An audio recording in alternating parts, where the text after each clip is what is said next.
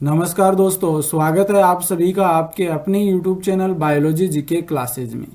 आज इस वीडियो में हम टिश्यू यानी कि ऊतक के विषय में डिटेल से अध्ययन करेंगे, जिसके अंतर्गत थ्योरी के साथ साथ में हम इससे संबंधित जो एमसीक्यूज हैं यानी कि जो इम्पोर्टेंट क्वेश्चंस बनते हैं वो क्वेश्चंस भी इस वीडियो के अंतर्गत हम डिस्कस करेंगे। इससे पहले हमने सेल्स यानी कि कोशिका टॉपिक को देखा था, जिसके अंतर्गत लगभग 116 प्लस क्वेश्चंस हमने डिस्कस किए थे और थ्योरी को साथ में डिस्कस किया था। इस कारण से आपके लगभग 400 से 500 क्वेश्चंस है वो कवर हो जाते हैं और सेल्स का टॉपिक हमने कंप्लीटली कवर कर लिया था। और आज से इस वीडियो में हम टिश्यू यानी कि ऊतक नामक टॉपिक स्टार्ट कर रहे हैं, जिसमें लगभग 25 प्लस क्वेश्चन इस वीडियो के अंतर्गत देखेंगे और जो क्वेश्चन रह जाते हैं वो नेक्स्ट वीडियो में हम डिस्कस करेंगे। इसमें थ्योरी के साथ साथ में एमसीक्यूज को भी कवर करेंगे। और जो ऊतक होते हैं सामान्यतः हम बात करें दो प्रकार के होते हैं, एक तो जंतु ऊतक और एक होता है पादप ऊतक। तो आज इस वीडियो में हम जंतु ऊतक को लेकर के चल रहे हैं और नेक्स्ट आने वाले वीडियो में हम पादप ऊतक के विषय में डिस्कस करेंगे। यह वीडियो जितने भी कंपटीशन एग्जाम हैं जिनके सिलेबस में जनरल साइंस दे रखा है उनके लिए बहुत ही महत्वपूर्ण है, इसलिए आप इस वीडियो को शुरू से लेकर अंत तक ध्यानपूर्वक देखिए। और यदि अभी तक आपने मेरे चैनल को सब्सक्राइब नहीं किया है तो सब्सक्राइब जरूर कर लीजिए। तो आइए शुरू करते हैं। सबसे पहला हमारा क्वेश्चन आता है, सभी सजीव किसके बने होते हैं? सभी सजीव, जितने भी सजीव हैं वो किसके बने होते हैं? ऑप्शन फर्स्ट है अंगों की, सेकंड है अंग तंत्र के, थर्ड है कोशिकाओं के, फोर्थ है ऊतकों के। देखो ऐसे हम ऑप्शंस को देखें तो सभी ऑप्शन हमारे राइट होते हैं, लेकिन सामान्यतः जो क्वेश्चन जिस लैंग्वेज में पूछा है उस लैंग्वेज के अकॉर्डिंग हमारा राइट आंसर है वो ऑप्शन थर्ड हो जाएगा कि जितने भी सजीव होते हैं वो कोशिकाओं के बने होते हैं। और ये कौन बताता है? जो कोशिका सिद्धांत हम पढ़ते हैं उस कोशिका सिद्धांत में बाकायदा यह लाइन लिखी हुई है कि जितने भी सजीव इस पृथ्वी पर रहते हैं वो सभी सजीव कोशिकाओं या कोशिकाओं से बने उत्पादों से बने होते हैं। तो राइट आंसर ऑप्शन सी हो जाएगा। कोशिकाएं मिलकर क्या करती है? ऊतक का निर्माण करती है। ऊतक मिलकर के अंग का निर्माण करते हैं, अंग मिलकर के अंग तंत्र का निर्माण करते हैं और अंग तंत्र अंत में हमारी बॉडी यानी कि शरीर का निर्माण करते हैं। और इस प्रकार से हम सामान्यतः सजीव की संरचनात्मक एवं क्रियात्मक इकाई की बात करें तो कोशिका को कहते हैं। नेक्स्ट है क्वेश्चन नंबर 2, समान उत्पत्ति, समान संरचना, समान कार्य करने वाली कोशिकाओं का समूह क्या कहलाता है? तो इस प्रकार की कोशिकाओं का समूह जिनकी उत्पत्ति समान हुई हो, समान उनकी संरचना हो और एक ही प्रकार का वो कार्य करती हो, तो इस प्रकार की कोशिकाओं का समूह क्या कहलाता है? ऑप्शन फर्स्ट है अंग, सेकंड है अंग तंत्र, थर्ड है शरीर और फोर्थ है ऊतक। देखो यहाँ पर राइट आंसर ऑप्शन फोर्थ हो जाएगा, यानी कि जितनी भी कोशिकाओं का समूह है जो उत्पत्ति में समान हो, समान कार्य करती हो, समान संरचना हो, उन कोशिकाओं का समूह क्या कहलाता है? टिश्यू कहलाता है या ऊतक कहलाता है। नेक्स्ट है क्वेश्चन नंबर 3,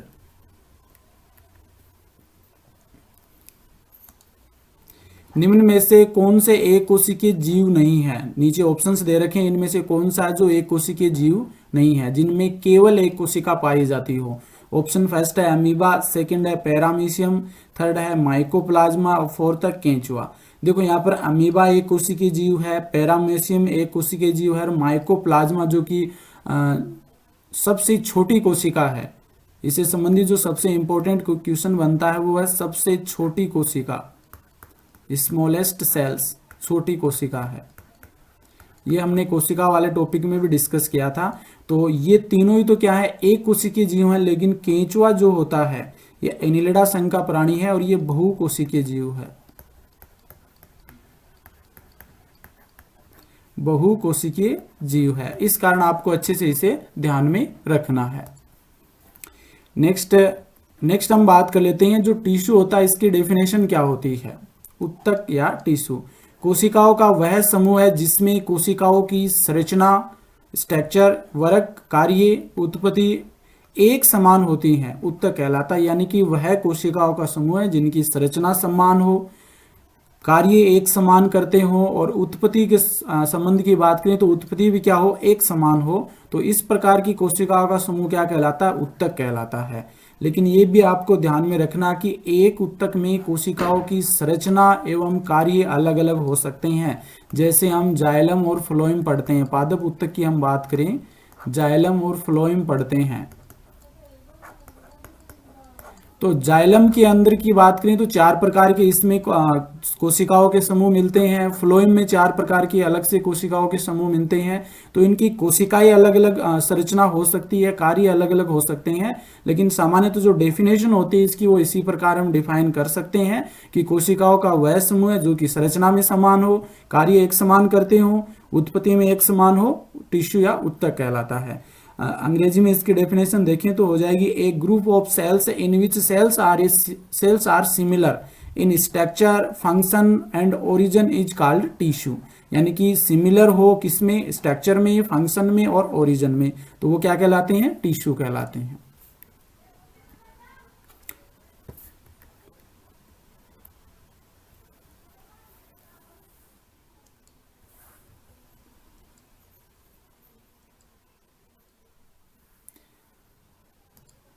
इसके बाद में नेक्स्ट कुछ इंपॉर्टेंट फैक्ट देखें तो इसमें सबसे पहले बात करते हैं कि animal tissue word given by, यानी कि जंतु ऊतक शब्द वो किसके द्वारा दिया गया था? एक तो सामान्यतः जंतु ऊतक शब्द है और एक केवल ऊतक शब्द है।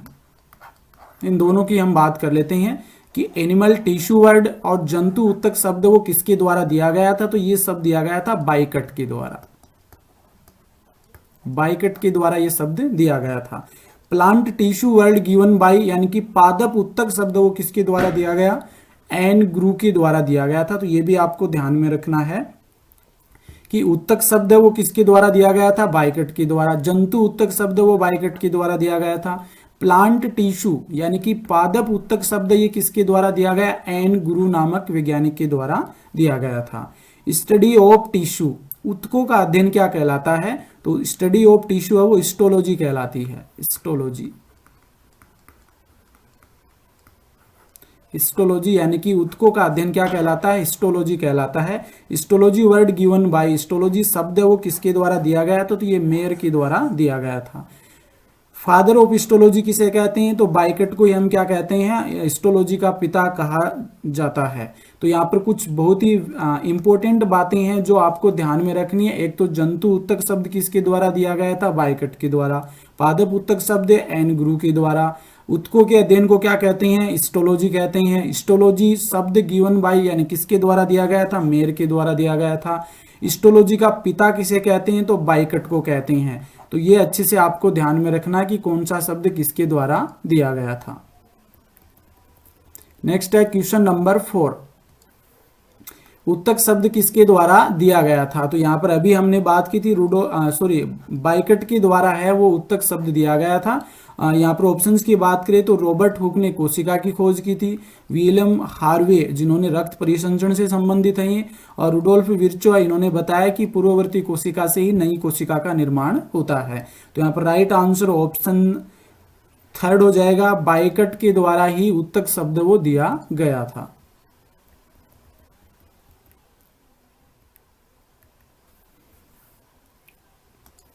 नेक्स्ट है क्वेश्चन नंबर 5, ऊतकों के अध्ययन को क्या कहते हैं? Study of tissues. Option first है साइटोलॉजी, सेकंड है हिस्टोलॉजी, थर्ड है फाइकोलॉजी, फोर्थ है एंजियोलॉजी। तो यहाँ पर राइट आंसर ऑप्शन सेकंड हो जाएगा, यानी ऊतकों के अध्ययन को हम हिस्टोलॉजी कहते हैं। और हिस्टोलॉजी के फादर किसे कहा जाता है? बाइकट को कहा जाता है। साइटोलॉजी की हमने पिछले जो टॉपिक पढ़ा था उसमें बात की थी कि कोशिका के अध्ययन को साइटोलॉजी या कोशिका विज्ञान कहते हैं। फाइकोलॉजी यानी कि सवालों के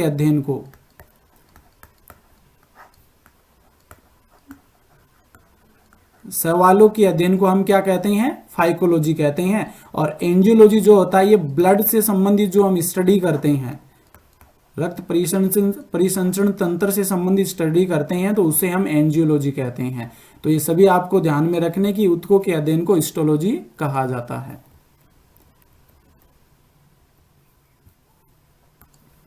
नेक्स्ट है निम्न में से हिस्टोलॉजी के जनक किसे कहते हैं? ऑप्शन फर्स्ट है रॉबर्ट हुक, सेकंड है मेंडल, थर्ड है विलियम हार्वे और फोर्थ है बाइकट। तो यहाँ पर राइट आंसर है ऑप्शन फोर्थ हो जाएगा। बाइकट को हिस्टोलॉजी के पिता कहा जाता है। रॉबर्ट हुक हैं जो कि कोशिका विज्ञान के पिता कहलाते हैं। मेंडल की बात करें तो मेंडल आनुवांशिकी के जनक कहलाते हैं, आनुवांशिकी के जनक कहलाते हैं। विलियम हार्वे की बात करिए तो रक्त परिसंचरण तंत्र के जनक कहलाते हैं, रक्त परिसंचरण तंत्र, रक्त परिसंचरण तंत्र के जनक कहलाते हैं। तो यहां पर राइट आंसर 6 नंबर क्वेश्चन का ऑप्शन फोर्थ हो जाएगा।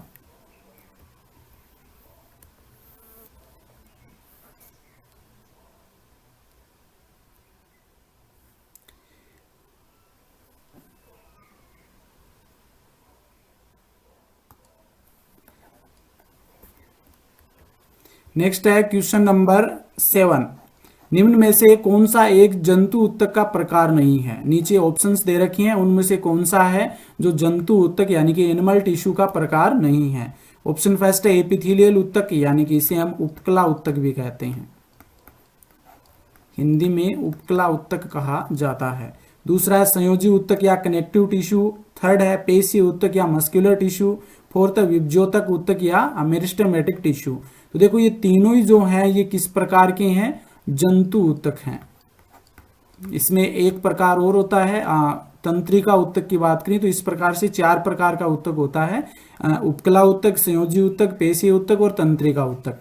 पादप उत्तकों की बात करें तो पादप उत्तक का एक प्रकार है ये विभज्योतक उत्तक। तो यहाँ पर राइट आंसर ऑप्शन फोर्थ हो जाएगा, क्योंकि जो विभज्योतक है या मेरिस्टेमेटिक टिश्यू है ये पादप उत्तक है, न कि जंतु उत्तक। तो यहाँ पर राइट आंसर ऑप्शन डी हो जाएगा।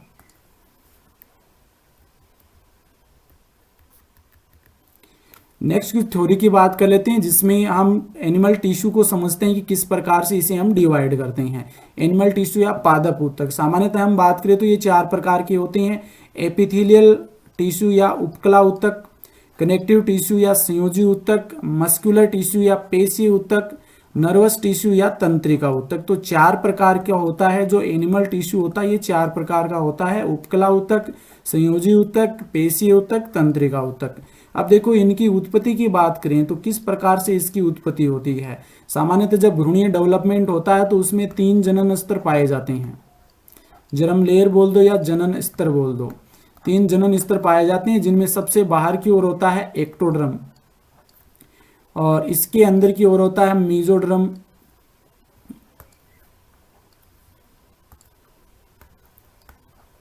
मीजोड्रम और सबसे अंदर की ओर होता है एंडोड्रम। ये 3 जनन स्तर होते हैं जिनसे हमारे पूरे शरीर का डेवलपमेंट होता है। तो यहाँ उपकला उत्तक या एपिथेलियल टिश्यू की बात करें तो ये तीनों ही जनन स्तरों से निर्मित होता है, एक्टोडर्मल, मेजोडर्मल और एंडोडर्मल। तीनों ही जर्म लेयर से इसकी उत्पत्ति होती है, इसका निर्माण होता है।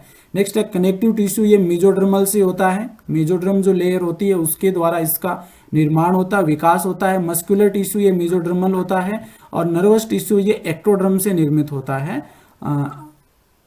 एक्टोड्रम से निर्मित होता है। बाह्य जो जनन स्तर होता है उससे बनता है नर्वस टिश्यू, जबकि उपकला उत्तक या एपिथेलियल टिश्यू ये तीनों जनन स्तर से निर्मित होता है।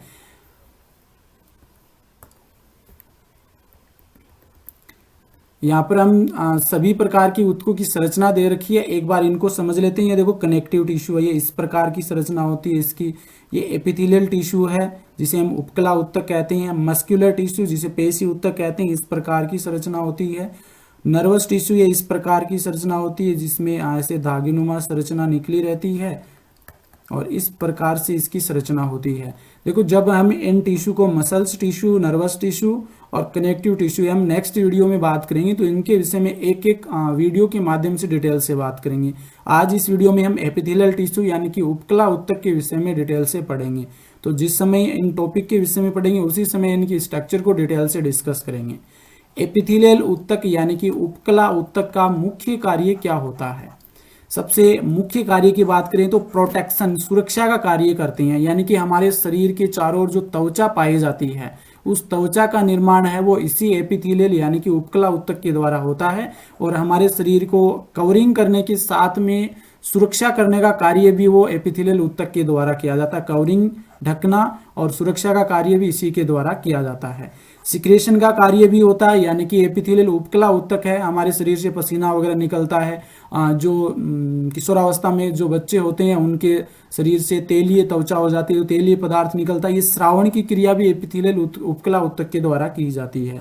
ऑब्जर्वेशन, यानी कि हमारी जो आंत होती है उस आंत में जो सीलिएटेड एपिथेलियम टिश्यू पाया जाता है, उस सीलिएटेड यानी कि एपिथेलियम ऊतक है वो शोषण का कार्य करता है। जो हमारी छोटी आंत का पार्ट होता है उसमें पाया जाता है माइक्रोविलाई, जिसे हम सूक्ष्मांकुर कहते हैं, जिसके ऊपर बहुत सारे सीलिया निकली रहती हैं। वो क्या करती हैं, बहुत सारे पदार्थ को अवशोषित करने का कार्य करते हैं। तो अवशोषण का कार्य भी उपकला ऊतक के द्वारा किया जाता है। एक्सक्रेशन यानी कि उत्सर्जन का कार्य भी किया जाता है, जैसे हमारे शरीर से पसीना वगैरह निकलता है, तेलीय पदार्थ निकलता है, तो ये एक्सक्रेशन के अंतर्गत भी आ जाते हैं। डिफ्यूजन यानी कि विसरण का कार्य भी इस एपिथेलियल ऊतक के द्वारा किया जाता है। तो ये मेन फंक्शन होते हैं एपिथेलियल ऊतक के: सुरक्षा, ढकना, श्रवण, अवशोषण, उत्सर्जन और विसरण।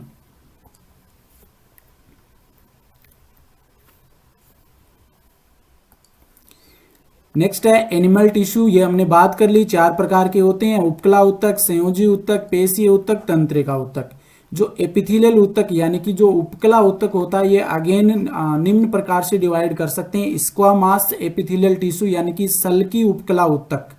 इसकी जो कोशिकाओं की संरचना होती है वो चपटी प्रकार की कोशिकाएं होती हैं, इसकी चपटी प्रकार की कोशिकाएं देखने को मिलती हैं। नेक्स्ट है कुबोइडल यानी कि घनाकार टिश्यू या घनाकार ऊतक। इसकी जो कोशिकाएं होती हैं वो घनाकार कोशिकाएं होती हैं, घन के आकार की होती हैं इस प्रकार से। कोल्यूमिनर या स्तंभाकार एपिथेलियल टिश्यू, स्तंभाकार जो उपकला ऊतक होता है इसकी कोशिकाएं हैं वो लंबी होती हैं, खंबे के जैसे आकार की होती हैं। सीलिएटेड पक्ष्मा भी जो उपकला ऊतक है, इसमें क्या होती है, जो सेल्स होती है ये सेल्स होगी इस प्रकार से, और इसके ऊपर ये इस प्रकार से पक्ष्माभ निकले रहते हैं। ग्लैंडुलर या ग्रंथि उपकला ऊतक, तो ये ग्रंथि के रूप में कार्य करती है, कुछ इंपॉर्टेंट सब्सटेंस जो पदार्थ होते हैं उनका सिक्रेशन करती है। तो ये निम्न मुख्य जो प्रकार होते हैं ये 3 प्रकार होते हैं: स्क्वामास एपिथेलियम यानी कि सल्की उपकला ऊतक, कुबोइडल या घनाकार उपकला ऊतक, कोल्यूमिनर या स्तंभाकार उपकला ऊतक। तो इनकी संरचना की बात कर लेते हैं। देखो यहाँ पर सामान्यतः जो एपिथेलियल टिश्यू होता है इसे हम 2 भागों में बांटते हैं। एपिथेलियल टिश्यू होता है उपकला ऊतक, इसको 2 भागों में बांटते हैं। ये 2 भाग कौन से? एक तो होता है सिंपल यानी कि सामान्य, और एक होता है स्तरित। सामान्य यानी कि सिंपल स्क्वामास सिंपल एपिथेलियल टिश्यू, और एक होता है स्तरित यानी कि स्ट्रेटिफाइड एपिथेलियल टिश्यू। सामान्य जो होते हैं उनमें केवल एक कोशिकीय स्तर पाया जाता है, यानी कोशिकाएं तो बहुत सारी होती हैं लेकिन जो लेयर होती है वो कोशिकाओं की एक लेयर होती है, एक स्तर हमें देखने को मिलता है। जबकि स्तरित जो होता है इसमें एक से अधिक लेयर पाई जाती है कोशिकाओं की। जैसे यहाँ पर हम समझ सकते हैं, देखो सिंपल स्क्वामास एपिथेलियम टिश्यू यानी कि सामान्य सल्की उपकला ऊतक है ये, और जिसमें केवल एक कोशिकीय स्तर देखने को मिलता है। यहाँ पर जैसे फर्श पे टाइलें बिछी रहती हैं उसी प्रकार से ये ऊतक है वो पाया जाता है। फिर है नेक्स्ट सिंपल कुबोइडल टिश्यू। देखो इसमें ये घनाकार कोशिकाएं हैं, घन के आकार की कोशिकाएं हैं, और ये सिंगल लेयर्ड होती हैं यानी कि एक कोशिकीय स्तर है वो देखने को मिलता है। और इसके बाद में सिंपल कोल्यूमुलर, ये देखो लंबी कोशिकाएं होती हैं, हमने बात की थी स्तंभाकार कोशिकाएं लंबी होती हैं लेकिन केवल एक कोशिकीय इस तरह में देखने को मिलता है यहाँ पर। तो ये तीनों ही किस प्रकार की हैं? सामान्य या सिंपल एपिथेलियल टिश्यू हैं, सिंपल स्क्वामास, सिंपल कुबोइडल और सिंपल कोल्यूमुलर। इसके बाद में देखो स्ट्रेटिफाइड की बात करें, स्ट्रेटिफाइड या स्तरित जो उपकला ऊतक होता है इसमें देखो 1 2 3 4 5 6 यानी कि 6 लेयर्ड कोशिकीय स्तर होता है, यानी कि 6 7 भी हो सकता है, 8 भी हो सकता है। एक से अधिक कोशिकाओं का लेयर यानी कि स्तर पाया जाता है, यानी एक के ऊपर एक इस प्रकार से कोशिकाएं व्यवस्थित रहती हैं और बहुत सारी लेयर है इसमें देखने को मिलती हैं। इसके बाद में देखो ये तो स्ट्रेटिफाइड स्क्वामास स्तरित सल्की उपकला ऊतक हो गया जिसमें बहुत सारी लेयर देखने को मिल रही है। ये है स्ट्रेटिफाइड कुबोइडल यानी कि घनाकार स्ट्रेटिफाइड यानी कि स्तरित घनाकार उपकला ऊतक, जिसमें आप देख सकते हैं 2 लेयर देखने को मिलती है। ये कंप्लीटली 2 नहीं होती है, 1 से अधिक होती है, 2 भी हो सकती है, 4 भी हो सकती है, 5 भी, 6 भी, इस प्रकार से। लेकिन ये ध्यान में रखना, जब एक कोशिकीय स्तर मिले तो वो सामान्य हो जाएगा, 1 से अधिक मिले तो वो स्तरित या स्ट्रेटिफाइड हो जाएगा। ये स्ट्रेटिफाइड कुबोइडल टिश्यू की स्ट्रक्चर आप देख सकते हैं। और ये है स्यूडो स्ट्रेटिफाइड कोल्यूमिनर।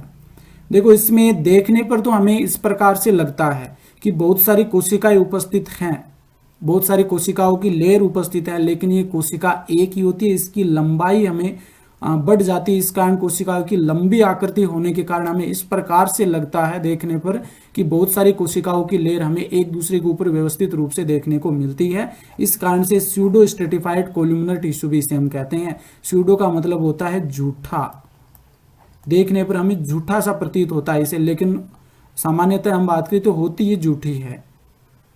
कहने का मतलब ये बाहर से हम देखते हैं तो बहुत सारी कोशिकाओं की लेयर हमें देखने को मिलती है, लेकिन रियल में हम इसे देखें तो ये एक ही कोशिका होती है जिसकी लंबाई बढ़ जाती है। इस कारण हमें बहुत सारी लेयर एक दूसरे के ऊपर व्यवस्थित करते हुए दिखाई देती है। ये ट्रांजिशनल की बात करें तो इसमें मिक्स मिलती है, नीचे आपको स्तंभाकार कोशिकाएं और फिर ये ऊपर की ओर कुबोइडल सेल्स होगी। तो इस प्रकार से जो एनिमल टिश्यू के अंतर्गत जो उपकला ऊतक आते हैं ये निम्न प्रकार की होती हैं, जिसके अभी हमने यहाँ पर बात की, और ये शायद आपको अच्छे से समझ में आ गया होगा। आगे फिर से हम इसको डिस्कस करेंगे। देखो यहाँ पर इसे हम समझ सकते हैं। सिंपल स्क्वामास एपिथेलियम टिश्यू की बात करें, देखो फर्श पे जिस प्रकार से टाइलें बिछी रहती हैं उसी प्रकार से यहाँ पर ये सेल्स व्यवस्थित होती हैं। और सबसे इंपॉर्टेंट फीचर इसका ये होता है, सबसे इंपॉर्टेंट फीचर ये देखो ग्रीन कलर में आपको जो नजर आ रही है, सबसे इंपॉर्टेंट फीचर ये होता है कि इसमें बेसल लेमिला बेसल मेम्ब्रेन पाई जाती है, आधारीय झिल्ली पाई जाती है इसमें।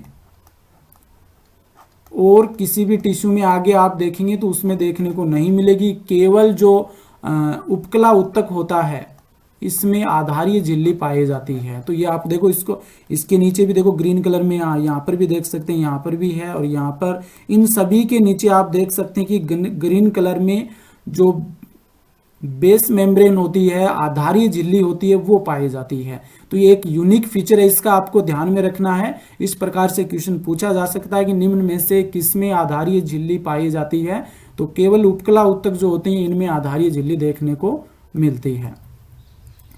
ये हो गया सिंपल स्क्वामास एपिथेलियम टिश्यू। सिंपल कुबोइडल की बात करें तो यहाँ पर देखो कुबोइडल आकार में सेल्स मिलती है, घनाकार आकार में सेल्स आपको देखने की मिलती है, और बाहर ग्रीन कलर में आपको नजर आ रहा है जो आधारीय झिल्ली है।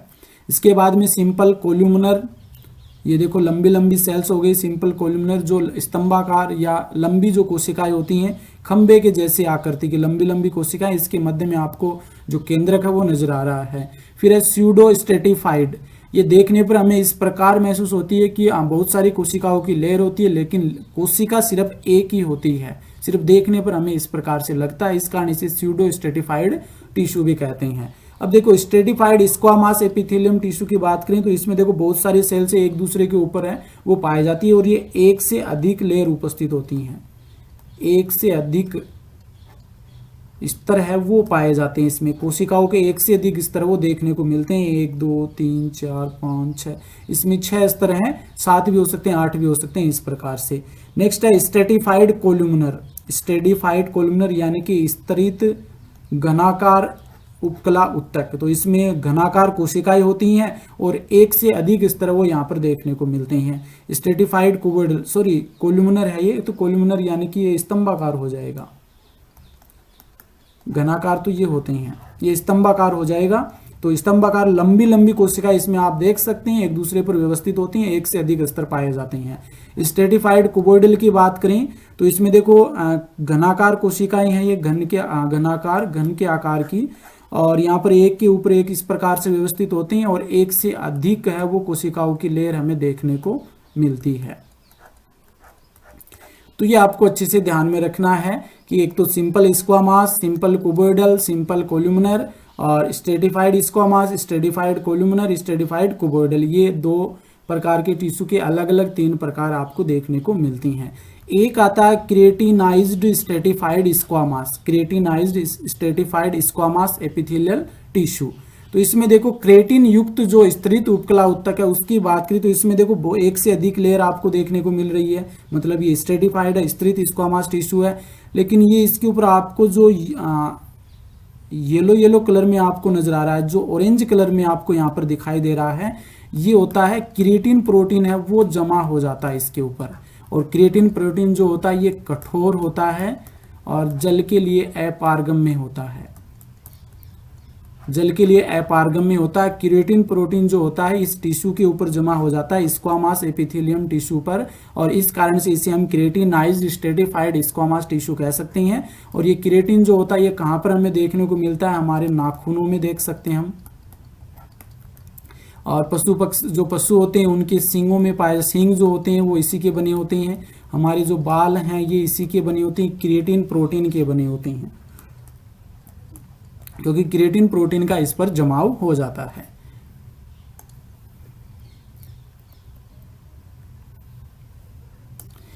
नेक्स्ट यही टिश्यू के प्रकार हैं वो जो अभी हमने देखे थे, simple squamous, simple cuboidal, simple columnar, stratified squamous, और ये क्रिएटिनाइज्ड जो अभी हमने बात की थी। देखो यहाँ पर ये थोड़ा सा आप समझ लीजिए, जो अभी हमने पढ़ा था सिलेटेड जो उत्तक होते हैं, जो कि मतलब पक्षमाभ युक्त जो उत्तक होते हैं वो किस प्रकार के होते हैं। देखो यहाँ पर इस प्रकार से लंबी सेल्स होती हैं, इसके ऊपर इस प्रकार से ये सीलिया उपस्थित होती हैं, ये थोड़ी सी मोटी बन गई, ये पतली पतली इस प्रकार से धागेनुमा संरचनाएं होती हैं, जो कि हमारे शरीर में जो कुछ जैसे हमारी जो नासिका होती है उसके अंदर भी पाए जाते हैं, जो कि जो अंदर कण वगैरह या जो कुछ अपशिष्ट पदार्थ वो घुस जाते हैं उनको साफ करने का कार्य वो इन्हीं के द्वारा किया जाता है। तो यहाँ पर आप इसकी स्ट्रक्चर देख सकते हैं कि जो सीलिएटेड जो टिश्यू होते हैं वो इस प्रकार के होते हैं। और ये क्रिएटिनाइज्ड हमने बात कर ली थी, क्रिएटिन प्रोटीन का इन पर जमाव हो जाता है, क्रिएटिन प्रोटीन का इन पर जमाव हो जाता है, जिसके कारण से ये जल हार्ड हो जाती है और जल के लिए अपारगम्य हो जाती है। और सामान्यतः ये जो हमारे नाखून है वो इसी के बने होते हैं, बाल हैं वो इसी के बने होते हैं क्रिएटिन प्रोटीन के, और जो पशुओं में सींग जो होते हैं वो भी इसी के बने होते हैं।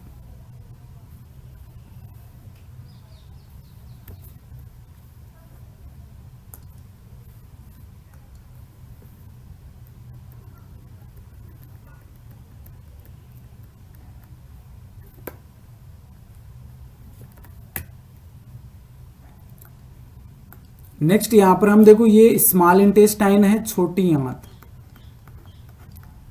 छोटी आंत की जब हम संरचना देखते हैं तो उसमें देखो इस प्रकार की कुछ जो इनकी भित्ति होती है, यहाँ पर जो अंदर की लेयर देखते हैं तो वो इस प्रकार से मिलती है, इस प्रकार से नीचे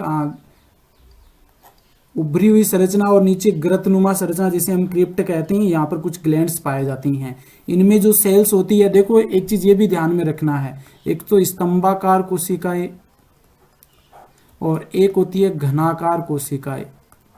केवल यही कोशिका होती हैं जिनके ऊपर सीलिया पाई जाती हैं, सीलिया प्रेजेंट होती हैं। अगर सल्की उपकला उत्तक हो तो उस पर सीलिया नहीं पाई जाती, आपको ध्यान में रखना है कि स्तंभाकार और घनाकार कोशिकाएं वे होती हैं जिनके ऊपर सीलिया उपस्थित होती हैं। तो इनमें ये घनाकार कोशिकाएं जो यहाँ पर उपस्थित हैं और ये उभर करके ऊपर की ओर ये क्या बना रही है, विलाई बना रही है, विलाई। और इस विलाई पर जो ये सेल्स आपको नजर आ रही है इसकी संरचना इस प्रकार से होती है, देखो इस प्रकार ये सेल्स होती है, इसमें ये केंद्रक हो गया और इसमें इस प्रकार से ये धागेनुमा कुछ संरचनाएं आपको नजर आ रही है। ये देखो ये होती है माइक्रोविलाई। और ये काम क्या करते हैं कि जब हमारे शरीर छोटी आंत में भोजन जाता है, पचित भोजन जाता है, तो उसके अवशोषणीय क्षेत्रफल को बढ़ा देते हैं और इस कारण से ये अवशोषण में सहायता करती हैं। तो ये जो स्तंभाकार और घनाकार कोशिकाएं हैं केवल उन पर ही ये सीलिया उपस्थित होते हैं।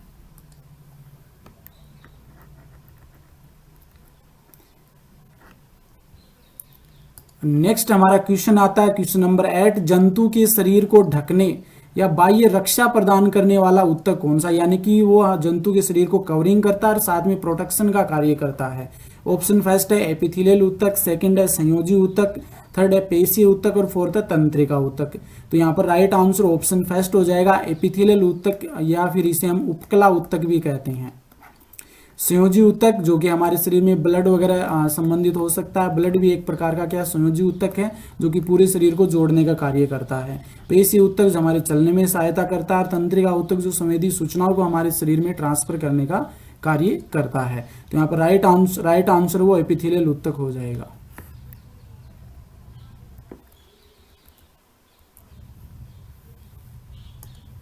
नेक्स्ट है क्वेश्चन नंबर 9, एपिथेलियल ऊतक यानी कि उपकला ऊतक का मुख्य कार्य क्या है, मेन फंक्शन क्या है इसका। रक्षा यानी कि प्रोटेक्शन, श्रवण यानी कि सिक्रेशन, अवशोषण यानी कि ऑब्जर्वेशन। तो ये तीनों ही क्या है, एपिथेलियल ऊतक के कार्य हैं तीनों ही।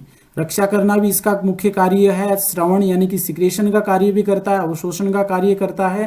तो यहाँ पर राइट आंसर ऑप्शन 4 हो जाएगा, क्योंकि अभी हमने उपकला ऊतक की जो मुख्य कार्य है उनकी हमने बात की थी। ये कवरिंग करता है, रक्षा करता है, श्रवण का कार्य करता है, अवशोषण का करता है, उत्सर्जन का कार्य करता है। ये सभी मेन फंक्शन है उपकला ऊतक के एपिथेलियल टिश्यू के।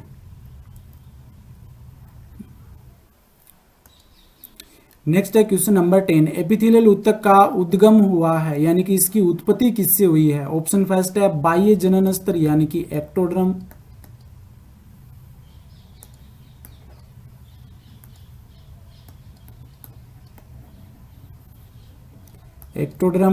मध्य जनन स्तर यानी कि मीजोड्रम, अंतर जनन स्तर यानी कि एंडोड्रम।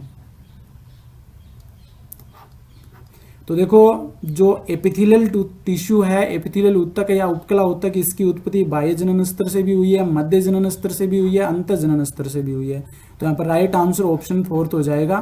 तीनों यहाँ पर राइट ऑप्शन है।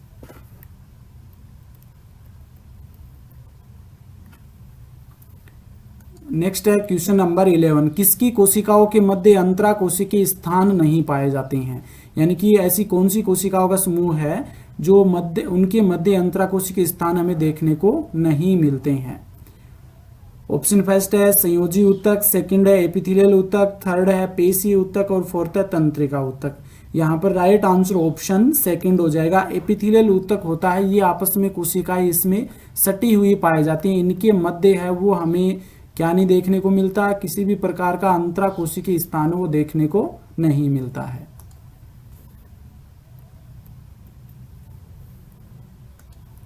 नेक्स्ट है क्वेश्चन नंबर 12, एपिथेलियल ऊतक के संदर्भ में असत्य कथन कौन सा है। तो इनमें से असत्य कथन हमें छांटना है। एपिथेलियल ऊतक के संदर्भ में यह त्वचा का निर्माण करता है, इसके पास आधार झिल्ली होती है, कोशिकाएं आपस में सटी रहती है, रक्त इसका एक उदाहरण है। देखो ये त्वचा का निर्माण करता है, तो हमारे चारों ओर से जो कवरिंग है वो त्वचा की, और त्वचा का निर्माण एपिथेलियल टिश्यू से होता है। तो ये तो राइट है। इसके पास आधार झिल्ली पाई, ये यूनिक फीचर होता है इसका। बेस मेम्ब्रेन या आधार झिल्ली वो केवल एपिथेलियल ऊतक के पास पाई जाती है। कोशिकाएं आपस में सटी हुई रहती है, इनमें अंतराकोशिकीय स्थान बिल्कुल भी नहीं पाया जाता, तो ये भी राइट है। रक्त इसका एक उदाहरण, रक्त है वो एपिथेलियल टिश्यू का उदाहरण नहीं है, ये संयोजी ऊतक का उदाहरण है, संयोजी ऊतक का उदाहरण है। तो यहाँ पर ध्यान में रखना, और यही हमारा राइट आंसर हो जाएगा। ये तीनों ही एपिथेलियल ऊतक से संबंधित सत्य हैं, जबकि रक्त इसका एक उदाहरण है, ये नहीं है, ये असत्य कथन है।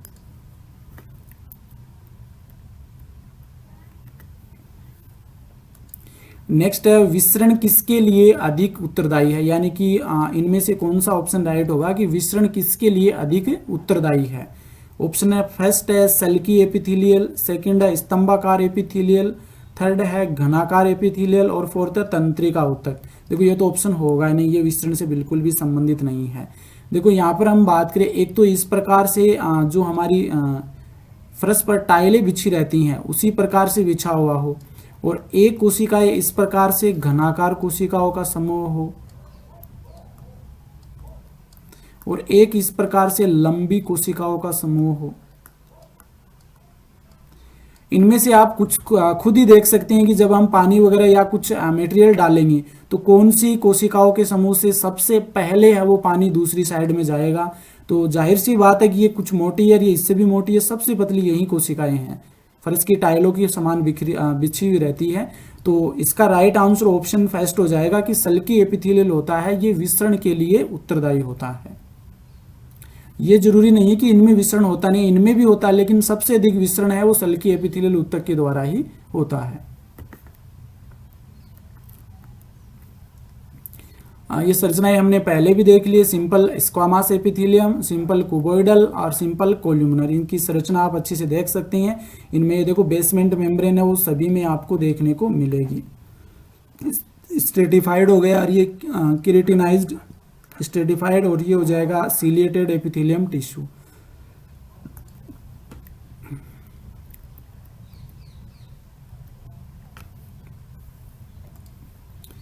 एपिथेलियल ऊतक की बात करी हमने, और इसमें स्क्वामस एपिथेलियल टिश्यू की बात कर ली, जो कि दो प्रकार का होता है, सामान्य यानी कि सिंपल स्क्वामस एपिथेलियल टिश्यू, और स्ट्रेटिफाइड स्क्वामस एपिथेलियल टिश्यू, या इसे हम सामान्य सल्की उपकला ऊतक कह सकते हैं, इसे स्तरित सल्की उपकला ऊतक कह सकते हैं। अब देखो इसकी एग्जाम्पल यहाँ पर दे रखे हैं, सबसे इंपॉर्टेंट यहाँ से ही क्वेश्चन बनता है। कई बार पूछ लिया जाता है कि फेफड़ों की कूपिका का जो स्तर होता है वो कौन से ऊतक का बना होता है। तो हमें ध्यान में रखना है कि सल्की सामान्य जो ऊतक होता है उसका बना होता है, सामान्य सल्की उपकला ऊतक का बना होता है। तो इसके एग्जाम्पल ये ध्यान में रखने हैं, एल्यूलाई ऑफ लंग्स यानी कि फेफड़ों की वायु कूपिका जो होती है, फेफड़ों की कूपिका जो होती है। देखो जब संरचना बनाते हैं तो इस प्रकार से होता है। इसमें देखो अंदर जाने के बाद लास्ट में कुछ इस प्रकार से जो सेक लायक स्ट्रक्चर हमें मिलती है उसे हम वायु कूपिका कहते हैं। ब्लड वेसल्स रक्त वाहिनी की जो स्तर होती है, रक्त वाहिनी जो होती है, तो इसका जो स्तर होता है ये इन्हीं कोशिकाओं का समूह से बना होता है। स्क्वामस सामान्य सल्की उपकला ऊतक का बना होता है। ये दोनों उदाहरण ध्यान में रखने हैं। फेफड़ों की कूपिका और रक्त वाहिनी जो होती है ये किससे बनी होती है, इनका जो स्तर होता है वो सामान्य सल्की उपकला ऊतक का बना होता है। नेक्स्ट आता फिर स्तरित सल्की उपकला ऊतक या स्ट्रेटिफाइड स्क्वामस एपिथेलियल टिश्यू। तो इसके एग्जाम्पल की बात करें तो त्वचा, जो हमारे चारों ओर त्वचा होती है, एपिडर्मिस ऑफ स्किन, त्वचा है वो स्तरित, क्योंकि इसमें 4 से 5 लेयर आपको देखने को मिलती है, तो बहुत सारी लेयर होगी मतलब स्तरित हो गया। और त्वचा जो होती है एक प्रकार का स्ट्रेटिफाइड या स्तरित सल्की उपकला ऊतक है। मुख गुहा है, हमारी जो बक्कल कैविटी है ये भी बहुत सारी कोशिकाओं के स्तर से बना होता है। फीमेल्स में जो वेजाइना है, ये इसकी जो स्तर यानी कि योनि का जो स्तर होता है वो एपिथेलियल टिश्यूज का बना होता है। ये एपिथेलियल टिश्यू कौन सा होता है, स्तरित स्क्वामस एपिथेलियल टिश्यू होता है। ग्रास नली जो इसोफेगस होता है ये भी स्ट्रेटिफाइड या स्तरित सल्की उपकला का बना होता है। गर्सनी के अंदर हम बात करें फेरिंग्स, इसका स्तर भी स्ट्रेटिफाइड स्क्वामस एपिथेलियम टिश्यू का बना होता है। तो इसके एग्जाम्पल जो होते हैं ये बहुत ही महत्वपूर्ण है, यहाँ से क्वेश्चन ज़्यादा बनने की संभावना है। अच्छे से याद कर लेना इसे कि सिंपल स्क्वामस एपिथेलियल टिश्यू है ये फेफड़ों की कूपिका और रक्तवाहिनी के स्तर बनाती हैं, जबकि स्ट्रेटिफाइड स्क्वामस एपिथेलियम टिश्यू ये त्वचा, मुख गुहा, फीमेल की वेजाइना यानी कि योनि, ग्रासनली, गर्सनी, इन सभी में पाए जाते हैं। देखो यहाँ पर इसको हम समझ सकते हैं, ये हो गई हमारी वायु कूपिका, और इसका जो स्तर होता है ये जो अंदर का स्तर होता है ये किसका बना होता है, सल्की उपकला ऊतक का बना होता है। सल्की उपकला ऊतक का ये बना होता है। और सल्की उपकला ऊतक कौन सी होती है, इसमें भी सामान्य सल्की उपकला ऊतक होती है। और इसके नीचे ये ब्लड वेसल्स है, तो इसका स्तर भी हम बात करें तो इस प्रकार से हम देख सकते हैं। इसका स्तर भी कौन से ऊतक से बना होता है, यही ऊतक होता है। इसमें भी सामान्य सल्की उपकला ऊतक, ये इस प्रकार से दिखाया नहीं गया यहाँ पर, लेकिन होता है ये इस प्रकार से।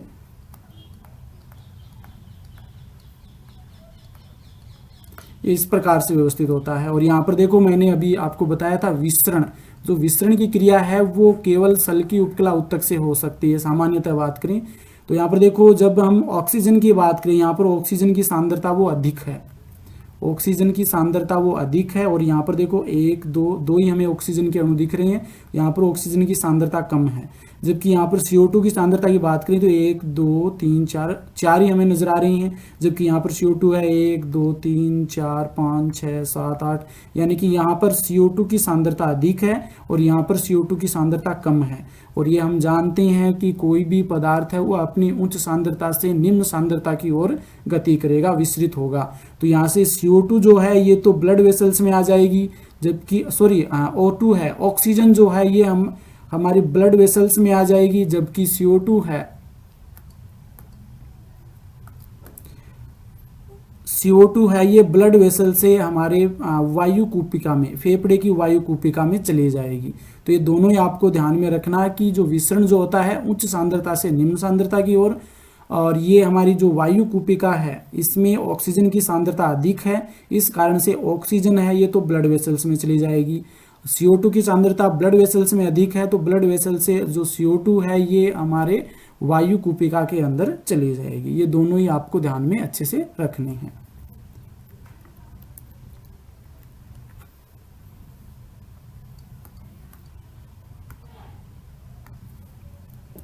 यहाँ पर देखो ये जो सेल्स हैं ये होती है स्तंभाकार कोशिकाएं, स्तंभाकार कोशिकाएं की संरचना है ये, और इसमें यहाँ पर इसके नीचे की ओर जो बेसमेंट मेम्ब्रेन है, जिसे हम बेसमेंट मेम्ब्रेन या आधार झिल्ली कहते हैं, आधार झिल्ली जिसे हम कहते हैं, इसमें बहुत सारे स्तर देखने को मिलते हैं। बेसल लेमिला है, ये फाइब्रस हो गया, फिर नीचे की ओर एक कनेक्टिव टिश्यू है। यहाँ पर देखो ब्लड वेसल्स हैं वो आपको इसके टच में नहीं देखने को मिलेगी। ये तंत्रिका तंत्र आपको नजर आ रहा है, इसमें तंत्रिकाएं हैं, ये आपके इस टिश्यू के अंदर जाती हुई आपको दिखाई दे रही हैं, लेकिन ब्लड वेसल्स इसके टच में नहीं मिलेगी। तो ये आपकी बेसमेंट मेम्ब्रेन हो गई, जो कि सभी जितनी भी उपकला ऊतक है उन सभी में पाई जाती हैं। नेक्स्ट है क्वेश्चन नंबर 14। त्वचा किस प्रकार का ऊतक है? जो स्किन है वो किस प्रकार का ऊतक है? ऑप्शन है सल्की एपिथेलियल ऊतक, सेकंड है स्तंभाकार एपिथेलियल ऊतक, थर्ड है घनाकार एपिथेलियल ऊतक, और फोर्थ है स्तरित सल्की उपकला एपिथेलियल ऊतक। तो यहाँ पर राइट आंसर ऑप्शन 4 हो जाएगा। जो अभी हमने इसके एग्जाम्पल देखे थे, स्तरित सल्की उपकला ऊतक या स्ट्रेटिफाइड स्क्वामस एपिथेलियल टिश्यू, सामान्यतः जो त्वचा होती है वो इसी टिश्यू की बनी होती है।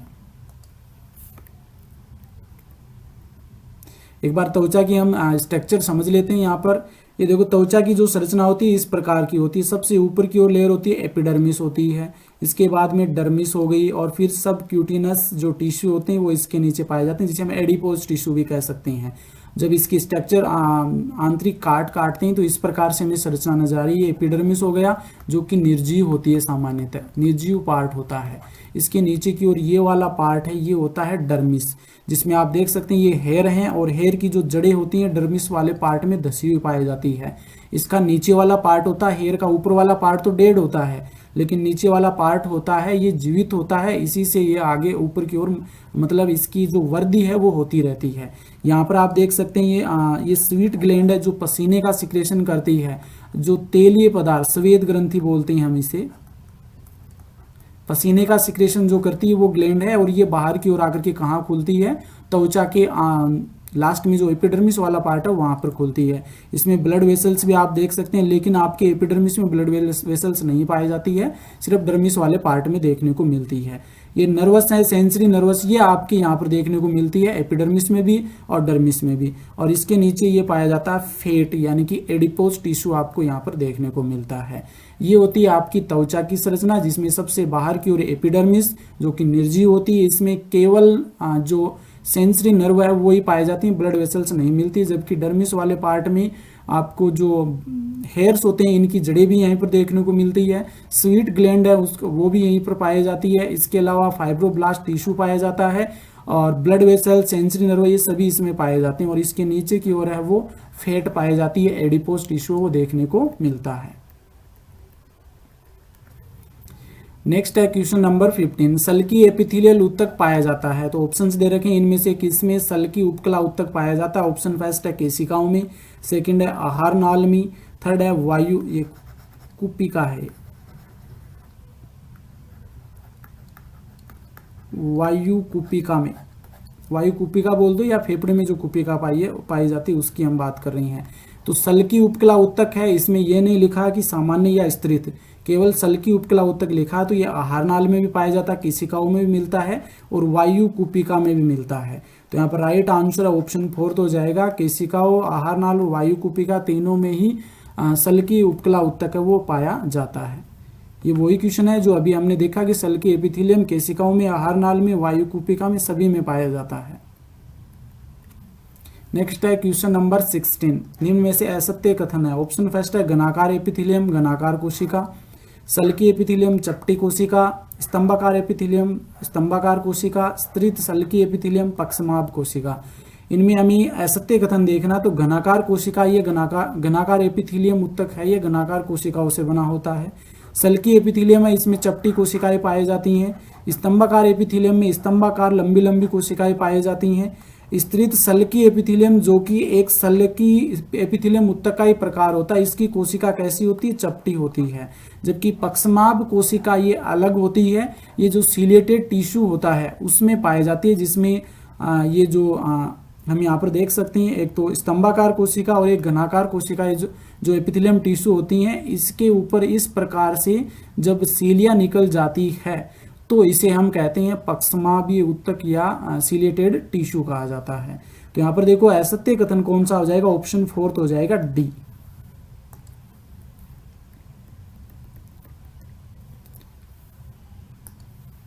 स्क्वामास एपिथेलियम हमने देख लिया है कंप्लीटली, इसकी जानकारी हमने प्राप्त कर ली। अब नेक्स्ट हम कुबोइडल या घनाकार टिश्यू की बात करते हैं, घनाकार उपकला उत्तक। तो इसका मेन फंक्शन क्या हो जाएगा, कार्य क्या हो जाएगा, इसका मुख्य कार्य तो सिक्रेशन यानी कि स्रावण का, ऑब्जर्वेशन यानी कि अवशोषण, और मैकेनिकल सपोर्ट यानी कि मजबूती प्रदान करना या सपोर्ट प्रदान करना, मजबूती प्रदान करना या सपोर्ट प्रदान करना। तो इसके मेन फंक्शन होते हैं घनाकार उपकला उत्तक के। कहाँ पर पाए जाती, वेरी वेरी इंपॉर्टेंट है ये एग्जाम्पल जो यहाँ पर दे रखी है, वेरी वेरी इंपॉर्टेंट। तो डक्ट ऑफ सेलेवरी ग्लैंड्स, लार ग्रंथि के अंदर जो स्तर निर्मित होते हैं वो किसके बने होते हैं, कुबोइडल या घनाकार उत्तक के बने होते हैं। किडनी ट्यूबल्स जिसमें पीसीटी यानी कि समीपस्थ कुंडलित नलिका, डीसीटी दूरस्थ कुंडलित नलिका, सीटी कलेक्टिंग डक्ट यानी कि संग्राहक नलिका, इसके अलावा हेनले का लूप, इन सभी में जो स्तर जो कोशिकाओं का बना होता है वो कौन से उत्तक का बना होता है, तो इन नलिकाओं में जो स्तर बना होता है वो घनाकार या कुबोइडल टिश्यू का बना होता है। तो वरक नलिकाएं जो होती हैं वो सभी किसकी बनी होती हैं, कुबोइडल जो टिश्यू होता है, घनाकार उपकला उत्तक होता है, उसके बने होते हैं। तो ये एग्जाम्पल है वो अच्छे से याद रखने हैं।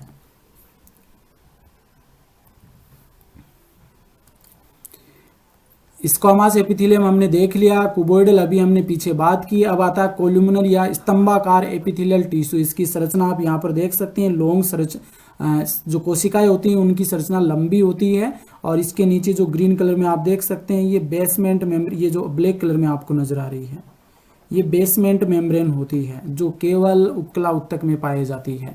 इसका मेन फंक्शन की बात करें सेम वही है, सिक्रेशन का कार्य भी करती है, ऑब्जर्वेशन का कार्य करती है यानी कि अवशोषण का, मैकेनिकल सपोर्ट यानी कि मजबूती प्रदान करने का कार्य भी इसके द्वारा किया जाता है। कहां पर पाई जाती, वेरी वेरी इंपॉर्टेंट, यहीं से क्वेश्चन बनने की संभावना, यानी कि जितने भी हमने टिश्यू पढ़े हैं, एपिथेलियल टिश्यू के प्रकार पढ़े हैं, तो उनमें सबसे इंपॉर्टेंट जो एग्जाम्पल हैं वो आपको अच्छे से ध्यान में रखने हैं।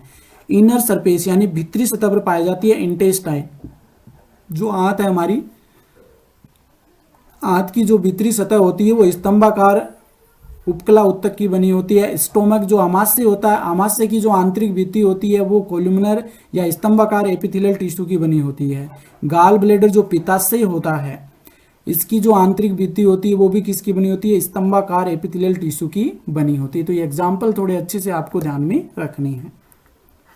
नेक्स्ट है क्वेश्चन नंबर 17, घनाकार और स्तंभाकार उत्तक का मुख्य कार्य क्या है। घनाकार और स्तंभाकार उत्तक का मुख्य कार्य क्या है। ऑप्शन फर्स्ट है अवशोषण या ऑब्जर्वेशन, सेकंड है श्रावण या सिक्रेशन, थर्ड है उत्सर्जन या एक्सक्रीशन, और फोर्थ ऑप्शन है इनमें से सभी। तो ये तीनों ही कार्य किनके हैं, घनाकार और स्तंभाकार एपिथेलियम उत्तक की हैं। तो यहाँ पर राइट आंसर ऑप्शन डी हो जाएगा, इनमें से सभी हैं वो घनाकार और स्तंभाकार एपिथेलियल टिश्यू के कार्य हैं। नेक्स्ट है क्वेश्चन नंबर 18, वरक नलिका और लार ग्रंथि का स्तर बना होता है। वरक नलिका जिसे हम नेफ्रॉन कहते हैं, वरक नलिका और लार ग्रंथि का स्तर बना होता है तथा उसको यांत्रिक सहारा प्रदान करता है। तो ये अभी हमने एग्जाम्पल देखे थे। ऑप्शन फर्स्ट है सल्की एपिथीलियम, सेकंड है घनाकार एपिथीलियम, थर्ड है स्तरित सल्की एपिथीलियम और फोर्थ है सामान्य सल्की एपिथीलियम। तो ये अभी हमने बात की थी, एक बार फिर से हम देख लेते हैं। ये देखो यहां पर हमने बात की थी कुबोइडल जो टिश्यू होते हैं इसके उदाहरण होते हैं वरक नलिका की।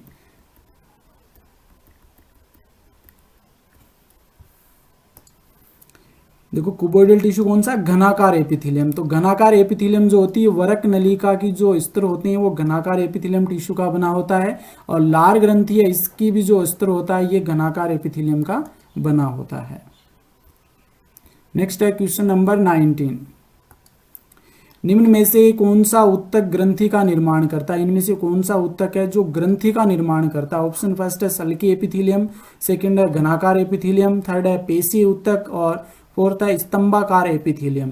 देखो यहाँ पर जो पेशी उत्तक है ये तो होगा ही नहीं, स्तंभाकार उत्तक भी नहीं होगा, सल्की एपिथेलियम उत्तक भी नहीं होगा। यहाँ पर राइट आंसर ऑप्शन सेकंड हो जाएगा, घनाकार एपिथेलियम उत्तक होता है, ये ग्रंथि का निर्माण करता है। नेक्स्ट है क्वेश्चन नंबर 20। निम्न में से एक कोशिकीय ग्रंथि है, निम्न में से एक कोशिकीय ग्रंथि है, इनमें से कौन सी ग्रंथि जो एक कोशिका से बनी होती है। ऑप्शन फर्स्ट है गोबलेट ग्रंथि, सेकंड है लार ग्रंथि, थर्ड है अग्नाशय ग्रंथि और फोर्थ है थायराइड ग्रंथि। देखो लार ग्रंथि, अग्नाशय ग्रंथि, थायराइड ग्रंथि ये तो बहुकोशिकीय हैं, बहुत सारी कोशिकाओं से निर्मित होती हैं, इस कारण से ये तो आंसर नहीं होंगे। यहाँ पर सही आंसर ऑप्शन फर्स्ट हो जाएगा, गोबलेट ग्रंथि है। इसे गोबलेट कोशिका भी कहते हैं, गोबलेट ग्लैंड भी कहते हैं, और ये केवल एक कोशिका से बनी होती है और ये श्लेष्मा का सिक्रेशन करती है।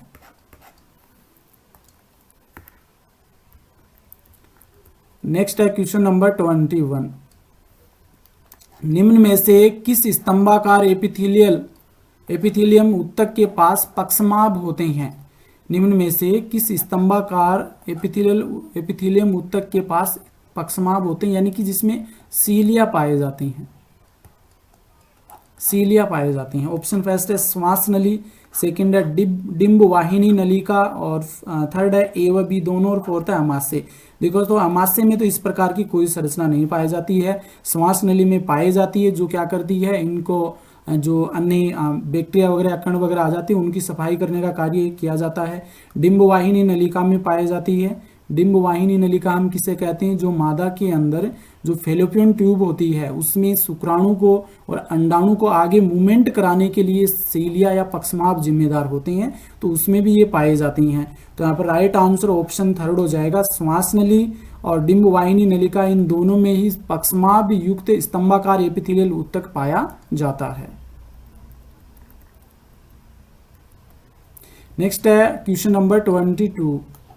श्वास नली में श्लेष्मा को आगे स्थानांतरित कर साफ करने का कार्य किसके द्वारा किया जाता है, यानी कि श्वास नली में जो श्लेष्मा होता है उसको आगे स्थानांतरित करके साफ करने का कार्य किसके द्वारा किया जाता है।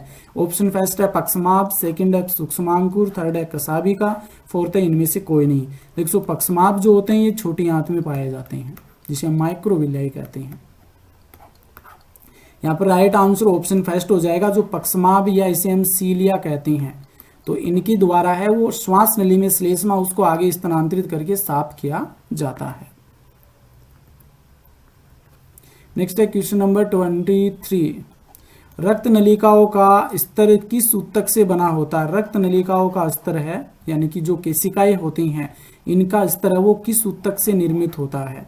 ऑप्शन फर्स्ट है संयोजी उत्तक, यानी कि संयोजी उत्तक तो ब्लड ही होता है खुद। चिकनी पेशीय उत्तक, थर्ड है सल्की उपकला उत्तक और फोर्थ हो जाएगा स्तंभाकार एपिथेलियम उत्तक। देखो यहाँ पर संयोजी उत्तक है, ये तो ब्लड होता है, ये तो होगा ही नहीं। चिकनी पेशीय उत्तक, ये तो पेशीय उत्तक अलग ही होता है। यहाँ पर स्तर की बात कर रहे हैं तो यहाँ पर सल्की उपकला उत्तक है, इसके द्वारा निर्मित होता है। जो केशिकाएं होती हैं, केशिकाएं या जो रक्त नलिकाएं हैं इनका जो स्तर होता है वो किसका बना होता है, सल्की उपकला उत्तक का बना होता है।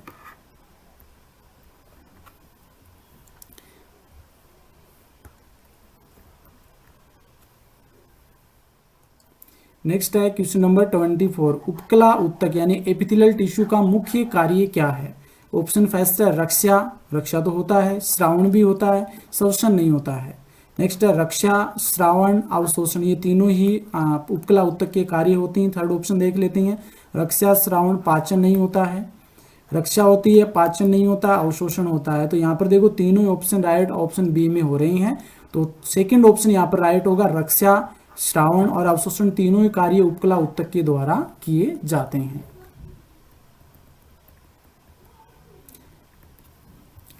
यहाँ पर एक बार फिर से आप अच्छे से समझ लीजिए, जो हमारा फेफड़ा होता है, इस फेफड़े में पाई जाती हैं वायु कूपिका, एयर सैक्स ऑफ लंग्स। ये वायु कूपिका है वो सिंपल स्क्वामस एपिथेलियम टिश्यू की बनी होती है, यानी कि सामान्य सल्की उपकला उत्तक का बना होता है। इसका जो स्तर होता है एयर सैक्स या वायु कूपिका। इसके बाद में देखो ये वाली जो हमारी संरचना, यहाँ पर जो छोटी आंत होती है, सॉरी किडनी की बात कर रहे हैं हम, सिंपल कुबोइडल एपिथेलियल, सामान्य घनाकार जो उपकला उत्तक है, इसकी बनी हुई लेयर होती है किडनी के अंदर, वरक के अंदर, जो वरक नलिकाएं होती हैं उनमें। और यहाँ पर इनकी स्ट्रक्चर आप देख सकते हैं। तो कहाँ पर पाई जाती है, एग्जाम्पल याद रखना, सिंपल कुबोइडल एपिथेलियम किडनी में देखने को मिलता है। इसके बाद में ये आ गई छोटी आंत, सिंपल कोल्यूमिनर इंटेस्टाइन में पाई जाती है। सिंपल कोल्यूमिनर एपिथेलियम टिश्यू जो होती हैं, यानी कि लंबी कोशिकाएं होती हैं, और कोल्यूमिनर स्तंभाकार कोशिकाएं होती हैं, या फिर ये कह सकते हैं सामान्य स्तंभाकार एपिथेलियल टिश्यू है, ये इंटेस्टाइन का स्तर बनाती है। इसके बाद में आता है देखो यहाँ पर ये जो रेस्पिरेटरी ट्रैक्ट होता है, श्वास नली जो होती है, यहाँ पर स्यूडोस्टेटेड सीलिएटेड कोल्यूमिनर एपिथेलियम पाया जाता है। यहाँ पर जो उत्तक होता है उसमें क्या हो जाता है, स्यूडोस्टेटेड, यानी कि यहाँ पर सेल्स तो यही पाई जाती है, लंबी लंबी कौन सी स्तंभाकार कोशिकाएं, लेकिन इस पर क्या पाए जाते हैं, जो सीलिया है वो पाए जाते हैं, जो कि इसको साफ करते रहते हैं। तो ये कहाँ पर पाए जाते हैं, स्यूडो स्ट्रेटिफाइड सीलिएटेड कोल्यूमिनर एपिथेलियम उत्तक है वो हमारी श्वास नली में पाया जाता है, रेस्पिरेटरी ट्रैक्ट में पाया जाता है। इसके बाद में देखो यहाँ पर ये स्टोमक इसोफेगस है, ये यहाँ पर इसोफेगस, ये नहीं है, ये यहाँ पर इसोफेगस की बात करें तो स्ट्रेटिफाइड स्क्वामस एपिथेलियम पाया जाता है, यानी कि स्तरित सल्की उपकला उत्तक पाया जाता है इसोफेगस में, गर्सिका में। ये आपको ध्यान में रखना। तो ये इसके एग्जाम्पल है, वो थोड़े से अच्छे से आपको ध्यान में रखनी है। नेक्स्ट है क्वेश्चन नंबर 25, आज का हमारा अंतिम क्वेश्चन है। किरेटिन प्रोटीन के संबंध में असत्य कथन है, किरेटिन प्रोटीन के संबंध में असत्य कथन कौन सा, वो हमें छांटना है। ऑप्शन फर्स्ट है कठोर, सेकंड है जलरोधक, थर्ड है ये त्वचा के एपिडर्मिस में पाया जाता है, फोर्थ है जल के लिए पारगम्य होता है। कठोर होता है राइट है, जलरोधक होता है यानी जल के लिए अपारगम्य होता है, ये त्वचा के एपिडर्मिस में पाया जाता है, ये भी सही है, लेकिन ऑप्शन डी है ये राइट हो जाएगा, जल के लिए पारगम्य नहीं होता है, अपारगम्य होता है। एक क्वेश्चन यहाँ पर और देख लीजिए, क्रिएटिन प्रोटीन है वो किस में पाया जाता है, तो जो नाखून होते हैं उनमें क्रिएटिन प्रोटीन देखने को मिलता है, बालों में क्रिएटिन प्रोटीन देखने को मिलता है, पशुओं के जो सींग होते हैं उनमें क्रिएटिन प्रोटीन पाया जाता है। तो ये तीनों एग्जाम्पल आपको अच्छे से ध्यान में रखने हैं। तो इस प्रकार से आज इस वीडियो में हमने जो उपकला उत्तक है, एपिथेलियल टिश्यू, उपकला उत्तक के विषय में डिटेल से अध्ययन किया है, साथ में हमने थ्योरी भी देखी है, प्लस टोटल एमसीक्यू भी देखी है, यानी कि कुछ इंपॉर्टेंट क्वेश्चंस बनते हैं वो भी हमने इस वीडियो के अंतर्गत देखे हैं। इस प्रकार से हमारा उपकला उत्तक वाला टॉपिक है वो कंप्लीट होता है। नेक्स्ट वीडियो में हम संयोजी उत्तक के विषय में डिटेल से बात करेंगे। ये वीडियो कैसा लगा है कमेंट करके जरूर बताइए। यदि अच्छा लगा है तो लाइक कीजिए, अधिक से अधिक शेयर कीजिए और मेरे चैनल को सब्सक्राइब कीजिए। वीडियो देखने के लिए धन्यवाद।